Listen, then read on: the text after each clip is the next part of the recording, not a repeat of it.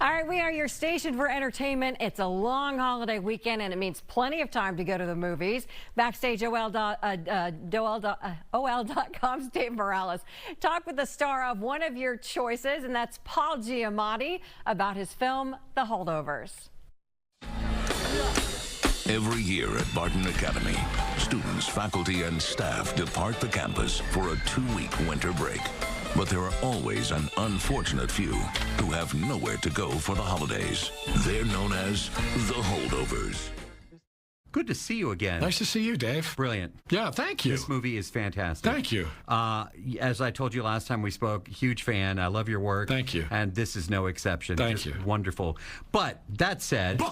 No, moving on. No, because this is a funny question. I wrote this while I was watching the film. Okay. If you had Paul, that's your character's name in the film, as a professor... What would you do? I had that guy as a professor. Sure. I mean, hasn't everybody had that guy? That's true. To some extent. That's true. I had a guy like that, very similar to that guy, that I drew on quite a bit. For the character. So I had that guy. And I had a hard time with him, like everybody did. But I think the important thing was, even as a kid, I remember thinking, I don't think he's a bad guy, actually, underneath it.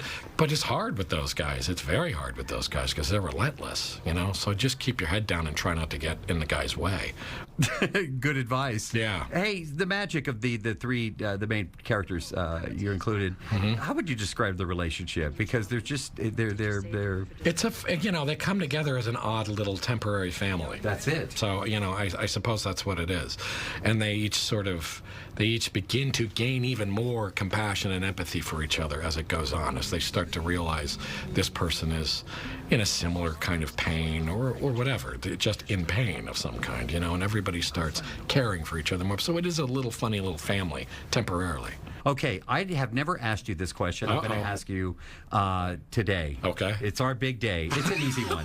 What about acting? I've already said, I love your work, and I've already said that. No. But what is it about acting that you absolutely just love so much? Oh, boy, that's a big question. I mean, clearly I like not being myself at times, although that's changed as I've gotten older, and I've let it be a little bit more me when I do things.